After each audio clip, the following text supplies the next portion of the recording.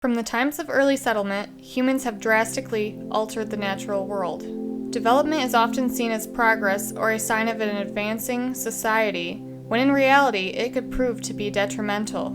High-density areas like cities are typically viewed as being ecologically damaging, and while in certain aspects this may be true, expansion away from cities into rural areas poses a greater threat. As we continue to develop further from high-density areas, we are taking away from the natural environment. The addition of new roads and utilities, the construction of houses, businesses, and farms can all greatly disrupt the surrounding ecosystems. Habitat fragmentation is one of the most notable outcomes of expanding into rural areas, or what is known as urban sprawling. Habitat fragmentation occurs when large natural habitats or underdeveloped areas become segmented into a number of smaller areas that are isolated from each other. This isolation is heavily driven by human development. Habitat fragmentation disrupts the ecological functions of the communities whose habitats have been affected. Greater isolation of habitats leads to a greater number of at-risk areas. Generally, the edges of habitats are more vulnerable to disturbances and can lead to accelerated die-off of certain species.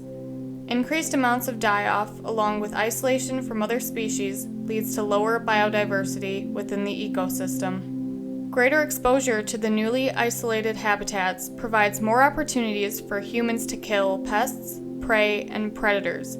This further impacts the biodiversity of surrounding communities and can disrupt the ecological pyramid or food chain of that community.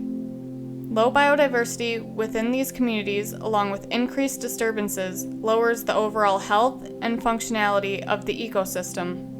One effective approach to preventing habitat fragmentation involves participating at the local level. Every city or township has a master planning document that guides land use and development. It is designed in a way that includes the best interest of every resident within the defined area. This plan also contains zoning maps and ordinances that allow planning officials to zone designated areas. Depending on the demands from residents and stakeholders, areas are zoned as residential, commercial, agricultural, or green space. The most beneficial way to zone that would minimize habitat fragmentation would be to focus first on available green space, and secondly, how future development could negatively impact this space with the help of environmental researchers. Some examples of how planning officials have limited the impacts of development on green space include the construction of land bridges over freeways, encouraging the construction of subdivisions around ecologically significant areas, and implementing planning tools like PDR, TDR, and conservation easements, all of which deter development into natural areas. It is important to recognize that everyone within a community holds equal responsibility in making sure current development will not impact what little green space we have and further fragment habitats. Ecosystems such as forests, prairies, bogs, and wetlands are vital in preventing erosion and filter nutrients and pollutants.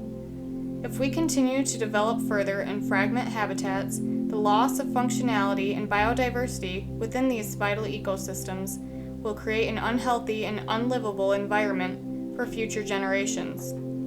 We cannot wait until after habitats have been degraded to recognize their importance. Restoring fragmented habitats only brings back partial functionality within the affected ecosystems, and is why preservation of current habitats should be placed at higher importance by residents and planning officials.